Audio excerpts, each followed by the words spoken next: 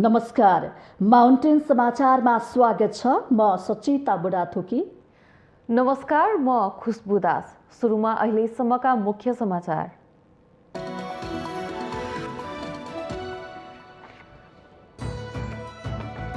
तिहार र छठका लागि प्रयोग हुने अर्बौंको फूल र भाइ मसला भारत लगायतका देशबाट आयात हुँदै नेपाली उत्पादनको अवस्था निराशजनक, समृद्धिका कुरा भाषणमा सीमित। अतिवृष्टिबाट पीडितलाई राहतको व्यवस्था गर्न एमाले अध्यक्ष केपी शर्मा ओलीको सरकारसँग माग, गठबन्धन सरकार प्रतिगामी भएको आरोप।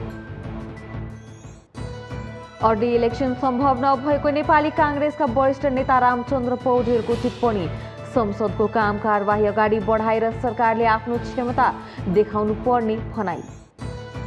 गौतम बुद्ध अन्तर्राष्ट्रिय विमानस्थल 2.5 अर्ब रुपियाँ मूल्यको 1800 किलोग्राम तौलको बुद्ध मूर्ति राखियो। बहुमूल्य व्हाइट जेड स्टोनबाट बनेको मूर्ति बनाउन 6 महिना लाग्यो।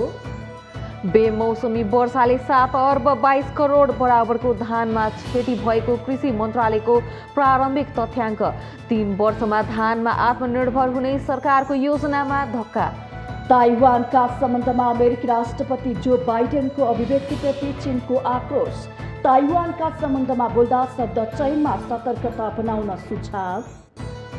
र इङ्ग्लिस प्रिमियर लिग फुटबलमा म्यान्चेस्टर सिटी सहजित निकाल्दै लिगको दोस्रो स्थानमा उक्लियो। सिटीसँग ब्राइटन 4 गोल अन्तरले पराजित।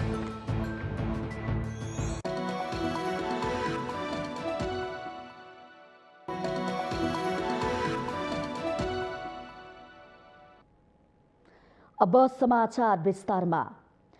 हरेक वर्ष असार मसान्तमा नेपालको व्यापार घाटाबारे चर्चा चुनिन्छ। झण्डै नेपालको वार्षिक बजेट बराबर नेपालले व्यापार घाटा खेप्नु परेको छ। यहाँसम्म चाडपर्वमा प्रयोग हुने फूलमा समेत देश पर निर्भर हुनुपर्ने अवस्था छ। पछिल्लो समय तिहारमा प्रयोग हुने अर्बौं रुपियाँको फूलका माला र भाइ मसला भारत लगायतका देशबाट आउँदा छठका लागि प्रयोग हुने सरसामान पनि भारतकै भर पर्नुपर्ने देखिएको छ। तिहार र छठका लागि किनमेल गर्नेहरूको चहल पहल बिस्तारै बढिरहेको छ। तिहारमा प्रयोग हुने भाइ मसलादेखि खाद्यान्न, कपडा र छठमा प्रयोग हुने सरसामानको किनमेल गर्नेहरू बजारमा विदेशी उत्पादन छ्यापछ्याप्ती भएको अनुभूति गरिरहेका छन्। अझ दक्षिणी सीमावर्ती क्षेत्रका जनताले दीपावली र छठको किनमेल गर्न खाली झोला भरि खल्ती लगेर भारतीय बजार जाने गरेका छन्। फर्किँदा खल्ती खाली भरि झोला हुन्छ। यसले नेपालको व्यापार घाटा किन यति धेरै छ भन्ने विषय छर्लङ्ग भएको छ। तिहार नजिकै जाँदा वर्षा रोकिएको छैन। व्यापारीहरूलाई चिन्ता के छ भने भारतबाट फूल ल्याउन सकिन्छ कि सकिँदैन भन्ने। रङ्गी बिरङ्गी फूलहरूको पर्व तिहारमा काठमाडौँ उपत्यका लगायतका विभिन्न सहर बजारमा भारतीय फूल छ्यापछ्याप्ती पाइन्छ। त्यही फूल र फूलको माला किन्न उपभोक्ताहरू चर्को मूल्य तिर्न बाध्य हुनुपर्छ। नेपाल कृषि प्रधान देश भए पनि तिहारमा खपत हुने फूलमालाका लागि वर्षौंदेखि भारतमा निर्भर छ। हरेक वर्ष करोडौं रुपियाँ बराबरका सयपत्री र मखमली फूल तथा फूलका मालाहरू भारतबाट आयात गर्ने गरिन्छ। तिहारमा बढी प्रयोग हुने सयपत्री, मखमली लगायतका फूलका मालाहरू विशेष गरी भारतको कोलकाताबाट आयात हुने गरेको छ। नेपाली हिन्दूहरूको दोस्रो ठूलो पर्व तिहार अर्को सातादेखि सुरु हुँदैछ। तिहार भन्ने बित्तिकै दाजुभाइ दिदी बहिनीसँगको भेटघाट, बत्तीको झिलिमिली, मिठा परिकार र फूलहरूको रौनक हामी सबैको मानसपटलमा घुम्छ। तर भाइ टिकाको दिन दिदी बहिनीले दाजुभाइलाई दिने सगुन अर्थात् भाइ मसला भने विदेशबाट आउँछ।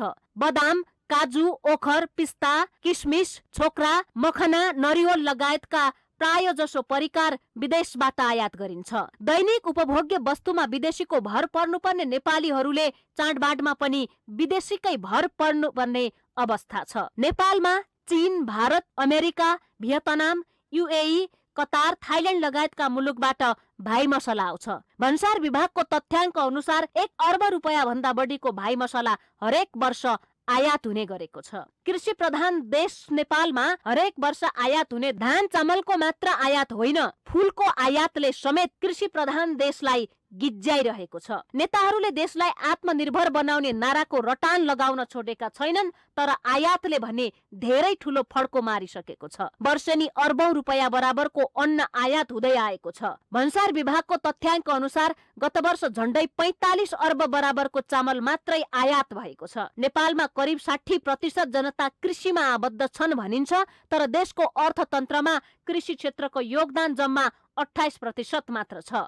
11 महिनामा 45 अर्बको धान चामल आयात गर्ने देश नेपालले आर्थिक वर्ष 2077-78 को तथ्याङ्क अनुसार एक वर्षमा 14 खर्ब रुपैयाँ बराबरको व्यापार घाटा खेपेको छ। यहाँसम्म कि भूगोल र जनसङ्ख्याको हिसाबले हामी भन्दा धेरै सानो देश भुटानसँग पनि नेपालको व्यापार घाटा निरन्तर बढ्दो छ। नेपालले भुटानबाट निर्यातको तुलनामा दोब्बर बढी आयात गरिरहेको छ। आर्थिक वर्ष 2077-78 मा भुटानसँगको व्यापारमा नेपालले 61 करोड 20 लाख 37 हजार घाटा बेहोर्नु परेको छ। गत आर्थिक वर्षमा 58 करोड 72 लाखको निर्यात हुँदा 1 अर्ब 19 करोड 92 लाखको सामान भुटानबाट आयात भएको सरकारी तथ्याङ्कले नै देखाएको छ। यसले नेपालमा उत्पादन र औद्योगिक क्षेत्रको अवस्था कस्तो छ भन्ने विषय घाम जस्तै छर्लङ्ग भएको छ। त्यसैले होला चाडबाडको समयमा पनि नेपालीहरूले विदेशी उत्पादनकै मुख ताक्नु पर्ने अवस्था छ। कानूनले बन्देज गरेको करोडौंको तास भारतबाट आयात हुने गरेको छ। यसले हाम्रो देशको अर्थनीतिलाई उदाङ्गो बनाएको छ। मुलुकलाई समृद्ध र जनतालाई सुखी बनाउने नारा नेताहरूको मुखमै झुन्डिएको छ, तर जनताले विषादी नै विषादी भएको विदेशी फलफूल, तरकारी र अन्य खाद्य एवं पेय पदार्थ सेवन गरिरहेका छन्। यसले देशको व्यापार घाटा मात्रै बढेको छैन, आम जनतालाई रोगी बनाइरहेको तर्फ कसैको ध्यान जान सकेको छैन। भारतबाट आयात गरिने तरकारी तथा फलफूलमा विषादी कति छ भनेर राम्रोसँग परीक्षण गर्न समेत सकिएको छैन। हाम्रो जस्तो उर्वर भूमि भएको मुलुकलाई फूलमा समेत आत्मनिर्भर बनाउन सक्दैन भने राज्यले किन समृद्धिको ढोल पिट्नु, नेताहरूले किन समृद्धिका कुरा गर्नु। माउन्टेन टेलिभिजन SD राजनीतिक ब्युरो। प्रमुख प्रतिपक्षी दल नेकपा एमालेका अध्यक्ष केपी शर्मा ओलीले सत्तारूढ 5 दलीय गठबन्धनको चर्को आलोचना गर्नुभएको छ। पूर्व प्रधानमन्त्री समेत रहनुभएका अध्यक्ष ओलीले सरकार र सत्तारूढ गठबन्धनलाई प्रतिगमनकारीको संज्ञा दिँदै उनीहरूले देशलाई दिशाहीन अवस्थामा पुर्याउने प्रयास गरिरहेको आरोप समेत लगाउनुभयो। शनिबार देशभरका पार्टी वडा अधिवेशनहरूको भर्चुअल माध्यमबाट एकसाथ उद्घाटन गर्दै उहाँले 3 महिनाको अवधिमा सरकारले मुलुकलाई अराजकतातर्फ धकिलिरहेको दावी समेत गर्नुभयो। उहाँले सत्तारूढ 5 दलीय गठबन्धनले कम्युनिस्ट आन्दोलनलाई ध्वस्त पारेर प्रतिगमनकारी शक्तिहरूको सेवा गरिरहेको भन्दै आक्रोश समेत व्यक्त गर्नुभयो।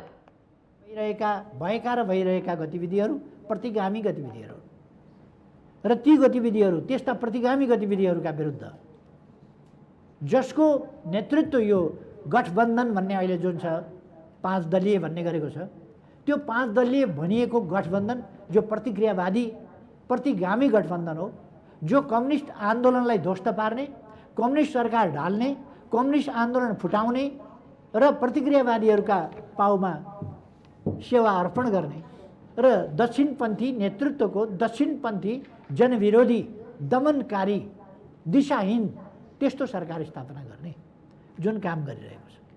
अहिलेको प्रतिस्पर्धा, अहिलेको प्रतिद्वन्दिता यहाँनेरि छ भन्ने कुरा हामीले बुझ्नुपर्दछ। अध्यक्ष ओलीले आफ्नो पार्टीले आगामी निर्वाचनमा हरेक तहमा शानदार ढङ्गले बहुमत ल्याउने गरी तयारी गरिरहेको दोहोर्याउँदै सोही अनुसार पार्टीको काममा जुट्न पनि नेता कार्यकर्तालाई निर्देशन दिनुभयो। उहाँले एमाले समाप्त हुन्छ भन्ने भ्रम चिरिएको उल्लेख गर्दै विरोधीहरूको भ्रममा नपरी देश निर्माणको अभियानमा जुट्न पनि सिङ्गो पार्टी पङ्क्तिलाई आह्वान गर्नुभयो। अब एमाले समाप्त भयो, एमाले भयो, अनेक प्रकारका भ्रमपूर्ण हल्लाहरू चलाइए। तर म कमरेडहरूलाई भन्न चाहन्छु, ती हल्लाहरू बेकारका बलेसीका पानीका फोका रहेछन् भन्ने कुरा स्पष्ट भइसक्यो। ती बलेसीका पानीका फोका हुन्, तिनको आयु लामो छैन।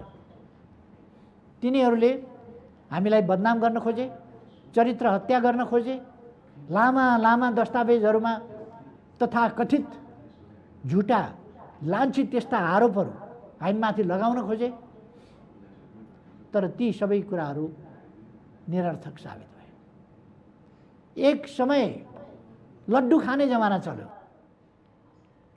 अध्यक्ष ओलीले पार्टीभित्र उन्नत स्तरको एकता रहेको दावी समेत गर्नुभयो। माधव नेपाल समेत बाहिरिएपछि पार्टी एकताबद्ध रहेको उहाँको भनाइरहेको थियो।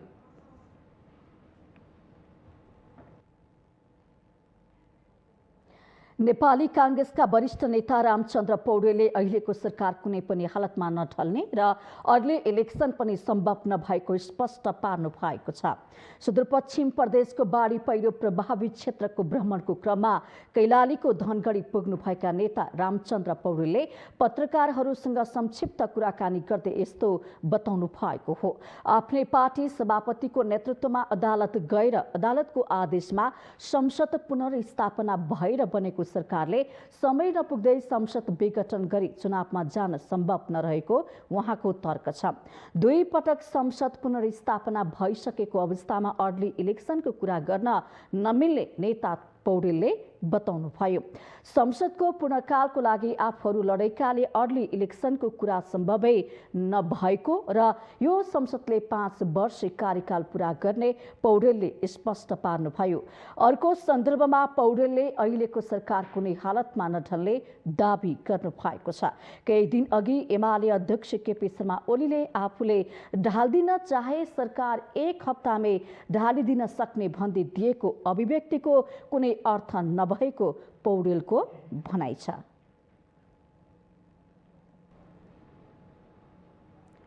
परराष्ट्र मन्त्री नारायण खड्गाले छिमेकी देशहरूसँगको सम्बन्धलाई सन्तुलित रूपमा प्रगाढ पार्दै अघि बढ्ने बताउनु भएको छ।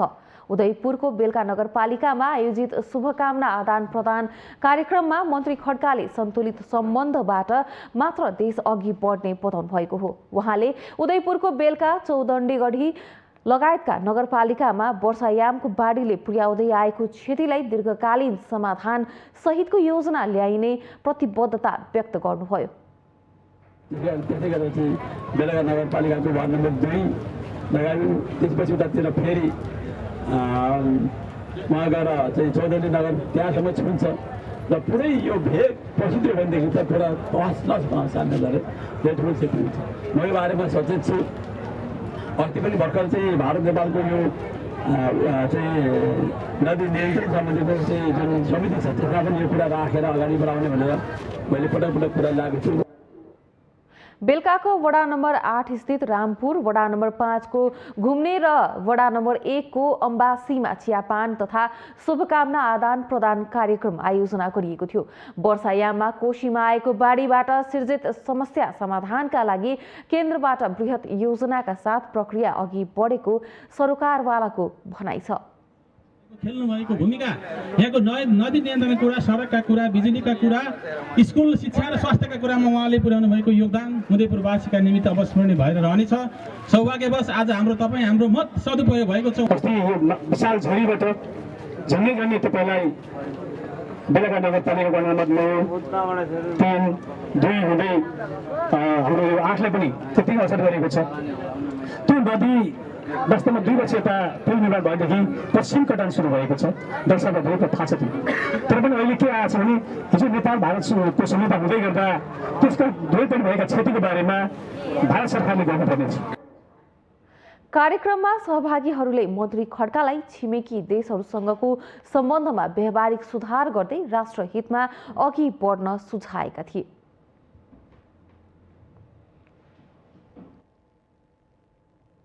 नेकपा एकीकृत समाजवादीका अध्यक्ष माधव नेपालले 10 बुँदे सहमति कार्यान्वयन गर्ने भन्दै एमालेमै रहेका नेताहरूको बिजोग भएको टिप्पणी गर्नु भएको छ।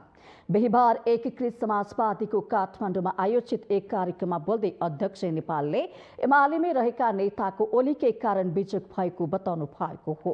एमाले अध्यक्ष केपी शर्मा ओलीको आदेश पालना गर्यो भने मात्रै स्याब्यासी पाउने, नभए अलपत्र हुने अवस्था रहेको नेपालको भनाइ छ।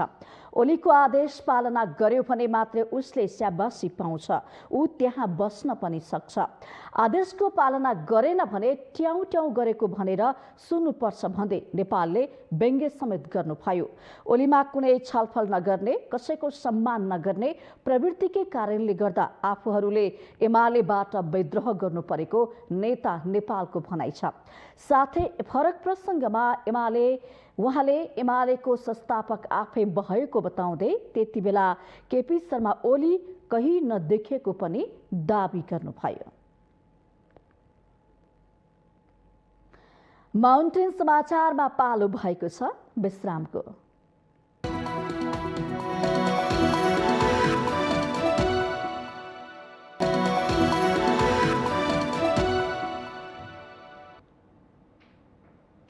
विश्रामपछि स्वागत छ। अब बाँकी समाचार। नेकपा एमालेमा पूर्व माओवादी र पूर्व माधव पक्ष नेताहरूको प्रतिष्ठाको लडाईँ बढिरहेको छ। बिहिबार र शुक्रबार बसेको स्थायी कमिटी बैठकमा पूर्व माओवादी नेता प्रभु शाह निकट 2 जनालाई केन्द्रीय सदस्य नियुक्तिको विषयले तेस्रो धारमा असन्तुष्टि झन बढाएको छ। अध्यक्ष ओलीले पूर्व माओवादी नेताहरूलाई रिझाउन खोजेको आरोप लाग्दै आएको छ। अहिले नेकपा एमाले भित्र पूर्व माधव नेपाल पक्षलाई पाखा लगाएर पूर्व माओवादी पक्षीय नेताहरूलाई रिझाउन खोजेको अवस्था देखिएको छ। खास गरी पूर्व माधव नेपाल पक्षका नेताहरूले अध्यक्ष ओलीले 10 बुँदे सहमतिलाई बेवास्ता गर्दै कार्यान्वयनमा तदारुकता नदेखाएको आरोप लगाउँदै आएका छन्। अध्यक्ष ओलीको 10 बुँदे सहमति कार्यान्वयनको विषयमा आएको अभिव्यक्तिपछि विवाद पुनः बल्झिएको हो।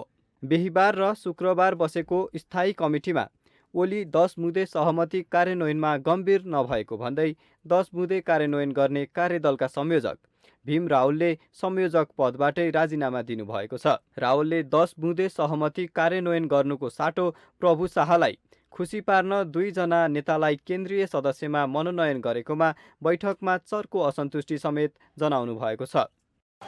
जुन हाम्रो 10 बुँदे सहमति थियो र अपानी 12 थियो, त्यो अपानी 12ले 10% केन्द्रीय कमिटीका सदस्यहरूको मनोनयन गर्ने र तत्सम्बन्धमा कार्यदलले गृह कार्य गर्ने भनेर जुन निर्णय गरेको थियो र त्यो पार्टीव्यापी रूपमा जुन निर्देशन जारी गरेको थियो त्यसतर्फ कुनै ध्यान नदिने, तर उहाँले 2 जना केन्द्रीय कमिटीका सदस्यहरू मनोनयन गर्ने छुट्टै कुन प्रभु शाहजी कसको समस्या समाधान गर्नको लागि गर्ने भन्ने कुरा ल्याउनु भएको हुनाले त्यसप्रति पनि मेरो विमति छ।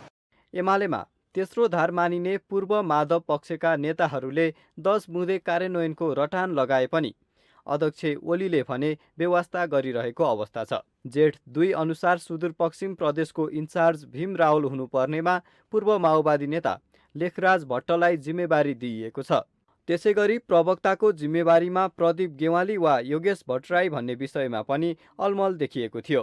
यता बागमती प्रदेश इन्चार्जको जिम्मेवारी तेस्रो धारकी अष्टलक्ष्मी साकेलाई नदिई पूर्व माओवादी नेता रामबहादुर थापालाई दिइएको छ। अहिले थापालाई चितवनमा आयोजना हुन लागेको एमाले 10औं महाधिवेशनको संयोजकको जिम्मेवारी समेत दिइएको छ। तेस्रो धारका नेताहरूले अध्यक्षले आफूहरूप्रति पक्षपात गरेको आरोप लगाइरहँदा ओली पक्षधर नेताहरू भने त्यसको खण्डन गर्दै आएका छन्।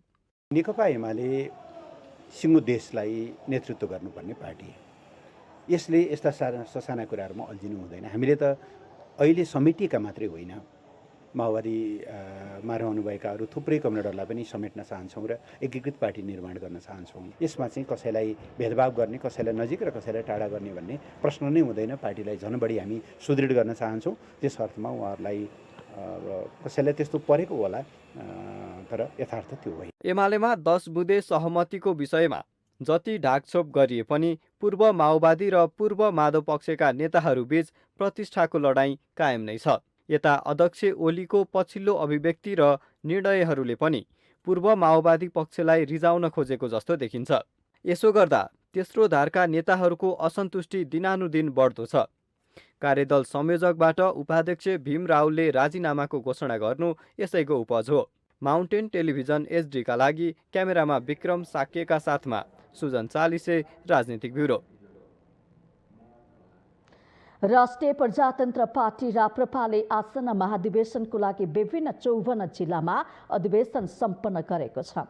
कार्तिक 27 देखि 30 गतेसम्म काठमाडौँमा गर्न लागेको महाधिवेशनको लागि 54 जिल्लामा निर्वाचन सम्पन्न भएको राप्रपा निर्वाचन समितिले जनाएको छ। प्रतिनिधि छनौट गर्न रोल्पा, जुम्ला, सङ्खुवासभा, रामेछाप र डोल्पामा गरेको जिल्ला अधिवेशनको क्रममा विवाद भएपछि ती स्थानमा पुनः अधिवेशन गर्न पार्टी निर्वाचन समितिले जनाएको छ।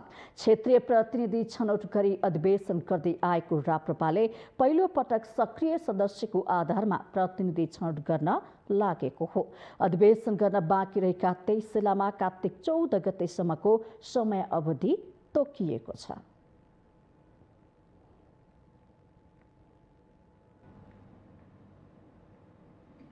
सत्तारूढ दल नेपाली काङ्ग्रेसका महामन्त्री डाक्टर शशाङ्क कोइराला भारत भ्रमणमा जानुभएको छ। महामन्त्री कोइराला सहितको काङ्ग्रेस नेताहरूको टोली शनिबार भारत भ्रमणमा निस्किएको हो। महामन्त्री कोइरालासँग केन्द्रीय सदस्य दीपक गिरी, नेपाली काङ्ग्रेस सङ्खुवा सभाका सभापति दीपक खड्का र कोइरालाका स्वकीय सचिव भरत तिवारी पनि भारत जानुभएको हो। त्रिभुवन विमानस्थलबाट भैरवा प्रस्थान गरेको महामन्त्री कोइरालाको टोली सडक मार्गबाट भारतको मुम्बई जानेछ। मुम्बईमा उपचाररत काङ्ग्रेस नेता प्रदीप गिरी र सांसद कर्मा घलेलाई भेट्न महामन्त्री कोइराला भारत गएको बताइएको छ। 14औं महाधिवेशनको संघारमा काङ्ग्रेस नेताहरूको भारत भ्रमण बाक्लिएको छ। असोजको तेस्रो साता भारतीय जनता पार्टी भाजपाको निमन्त्रणामा सहमहामन्त्री प्रकाश शरण महत नेतृत्वको टोली 5 दिने भारत भ्रमण गरेर फर्किएको थियो। कोइरालाको भ्रमणलाई अर्थपूर्ण रूपमा हेरिएको छ।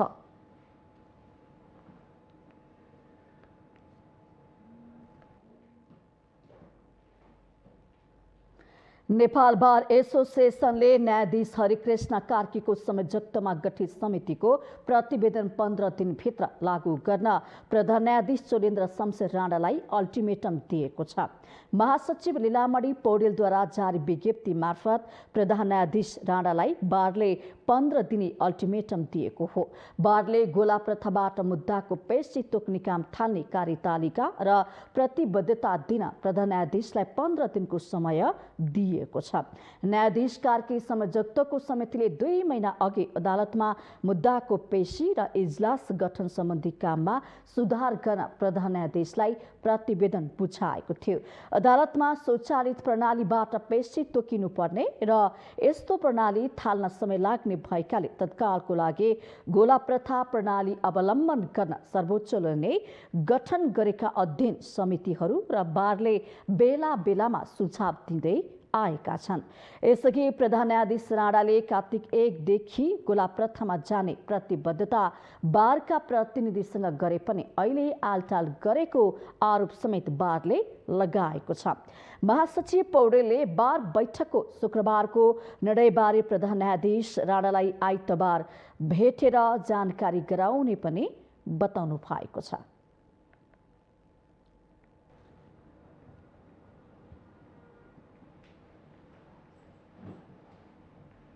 गौतम बुद्ध अन्तर्राष्ट्रिय विमानस्थल भैरवामा 2.5 अर्ब रुपियाँ मूल्यको 1800 किलोग्राम तौल बराबरको बुद्ध मूर्ति राखिएको छ। बहुमूल्य धातु व्हाइट जेड स्टोनबाट बनेको बुद्धको मूर्ति म्यानमार स्थित खानी सम्बन्धी कम्पनी माल्भिन ग्रुपले स्पेनको लुम्बिनी गार्डन फाउन्डेसनलाई प्रदान गरेको हो। फाउन्डेसनले म्यानमार, हङकङ हुँदै भारतको कोलकाता बन्दरगाहबाट बुद्ध मूर्ति भैरवा ल्याएको हो। मूर्तिलाई शनिबार भैरवा बजार परिक्रमा पश्चात गौतम बुद्ध विमानस्थलमा ल्याएर राखिएको छ। 6 महिना अवधिसम्म भिक्षुहरूले कुदेको उक्त बुद्ध मूर्ति लुम्बिनी गार्डन फाउन्डेसनले नेपाल सरकारलाई निःशुल्क हस्तान्तरण गरेको हो। 1800 किलोग्राम तौल, 1.9 मिटर उचाइ र 60 सेन्टिमिटर चौडाइको बुद्ध मूर्तिको कार्तिक 14 गते राष्ट्रपति विद्यादेवी भण्डारीले अनावरण गर्ने कार्यक्रम रहेको छ।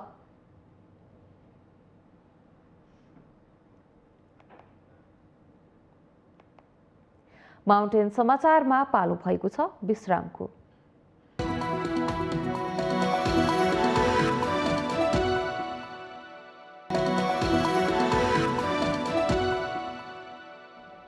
विश्रामपछि स्वागत छ। अब बाँकी समाचार। पछिल्लो 24 घण्टामा देशभर थप 513 जनामा कोरोना संक्रमण पुष्टि भएको छ। स्वास्थ्य तथा जनसङ्ख्या मन्त्रालयले शनिबार सार्वजनिक गरेको विवरण अनुसार पछिल्लो 24 घण्टामा PCR परीक्षणमा 438 र एन्टिजेन परीक्षणमा 75 जनामा संक्रमण देखिएको हो। यो अवधिमा 4972 जनाको PCR परीक्षण र 1959 जनाको एन्टिजेन परीक्षण गरिएको थियो। हाल देशभर 10,559 जना सक्रिय संक्रमित रहेका छन्। शनिबार 817 जना कोरोना संक्रमण मुक्त भएका छन्। यसैगरी पछिल्लो 24 घण्टामा 8 जना संक्रमितको मृत्यु भएको छ। यो सँगै हालसम्म मृत्यु हुने संक्रमितको संख्या 11,345 पुगेको छ। यो अवधिमा 817 जना संक्रमित संक्रमण मुक्त भएका छन्।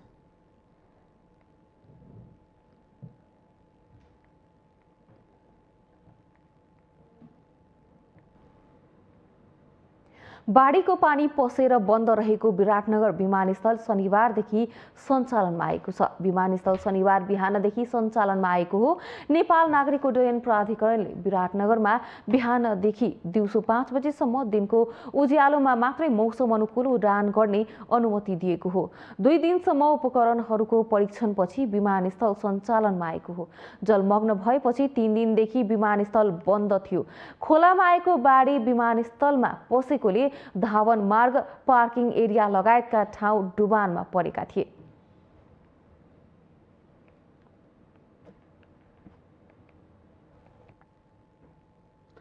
बाढीले बगाएर थुपारेको फोहोर व्यवस्थापनमा सरकारवाला निकायहरूले ध्यान नदिएपछि सुनसरीको इटहरीमा विभिन्न सङ्घ संस्थाहरूले फोहोर व्यवस्थापन गर्न थालेका छन्। बोल्स 11 क्लबले बाढी चन्ने फोहोर व्यवस्थापनको काम थालेको हो। इटहरी 5 त्रिवेणी चोकमा रहेको शिव पार्वती मन्दिर क्षेत्रमा गत सोमबार र मंगलबार परेको वर्षाको बाढीले थुपारेको फोहोर सरसफाई गरिएको छ।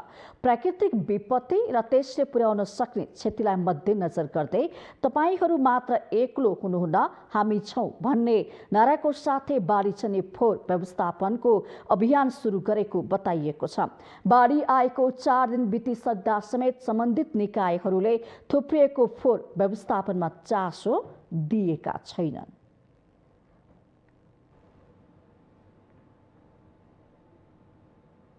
भरतपुर महानगरपालिका 4 दुर्गाचोरका 58 वर्षका भीम बहादुर विकको कुटपिटबाट भएको हत्याको विरोधमा शनिबार काठमाडौँमा प्रदर्शन गरिएको छ।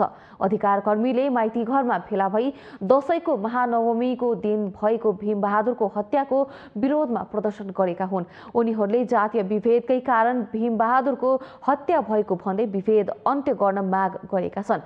भीम बहादुरको पोस्टमार्टम रिपोर्ट सार्वजनिक गर्नुपर्ने, हत्यामा संलग्नलाई कारबाही गर्नुपर्ने लगायतका माग लेखिएका प्लेकार्ड बोकेर अधिकार कर्मीले प्रदर्शन गरेका थिए। दशैंको महानवमीको दिन स्थानीयको कुटाईबाट भीम बहादुरको मृत्यु भएको थियो। हत्यामा संलग्नको आरोपमा प्रहरीले स्थानीय 40 वर्षीय सीताराम बस्नेत र 36 वर्षीय दिलीप श्रेष्ठलाई पक्राउ गरेर अनुसन्धान गरिरहेको छ।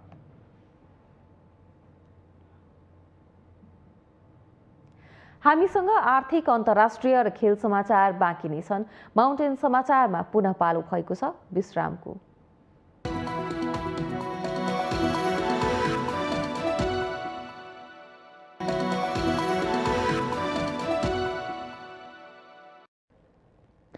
विश्रामपछि स्वागत छ। अब पालो आर्थिक समाचारको।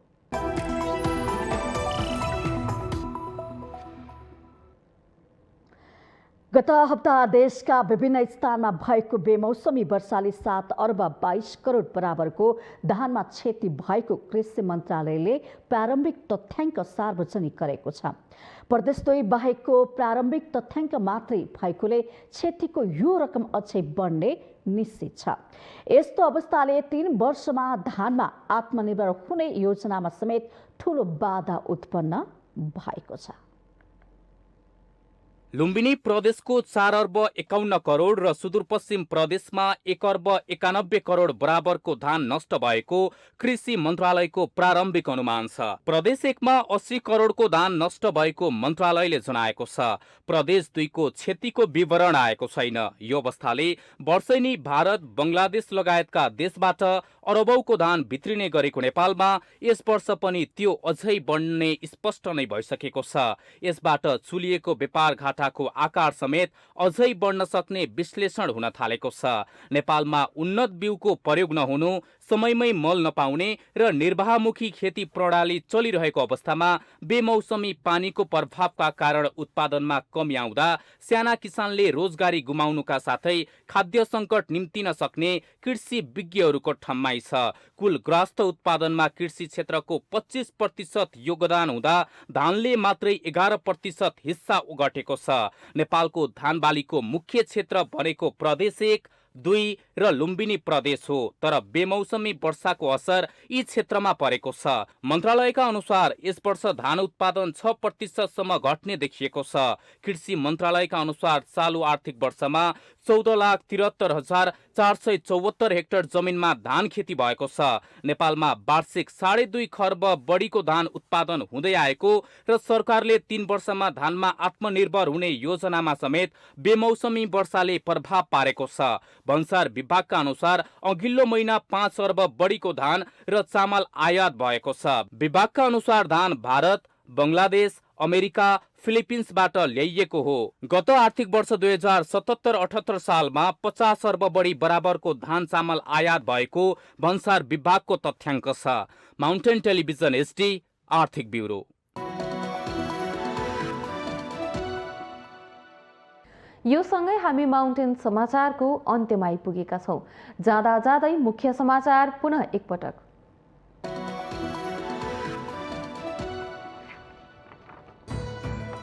तिहार र छठका लागि प्रयोग हुने अर्बौंको फूल र भाइ मसला भारत लगायतका देशबाट आयात हुँदै नेपाली उत्पादनको अवस्था निराशजनक, समृद्धिका कुरा भाषणमा सीमित। अतिवृष्टिबाट पीडितलाई राहतको व्यवस्था गर्न एमाले अध्यक्ष केपी शर्मा ओलीको सरकारसँग माग, गठबन्धन सरकार प्रतिगामी भएको आरोप। अर्ली इलेक्सन सम्भव नभएको नेपाली कांग्रेसका वरिष्ठ नेता रामचन्द्र पौडेलको टिप्पणी, संसदको काम कारवाही अगाडि बढाएर सरकारले आफ्नो क्षमता देखाउनु पर्ने भनाई। गौतम बुद्ध अन्तर्राष्ट्रिय विमानस्थल 2.5 अर्ब रुपियाँ मूल्यको 1800 किलोग्राम तौलको बुद्ध मूर्ति राखियो। बहुमूल्य व्हाइट जेड स्टोनबाट बनेको मूर्ति बनाउन 6 महिना लाग्यो। बेमौसमी वर्षाले 7 अर्ब 22 करोड बराबरको धानमा क्षति भएको कृषि मन्त्रालयको प्रारम्भिक तथ्याङ्क। 3 वर्षमा धानमा आत्मनिर्भर हुने सरकारको योजनामा धक्का। ताइवानका सम्बन्धमा अमेरिकी राष्ट्रपति जो बाइडेनको अभिव्यक्तिप्रति चीनको आक्रोश। ताइवानका सम्बन्धमा बोल्दा शब्द चयनमा सतर्कता अपनाउन सुझाव। र इङ्ग्लिस प्रिमियर लिग फुटबलमा म्यान्चेस्टर सिटी सहज जित निकाल्दै लिगको दोस्रो स्थानमा उक्लियो। सिटीसँग ब्राइटन 4 गोल अन्तरले पराजित।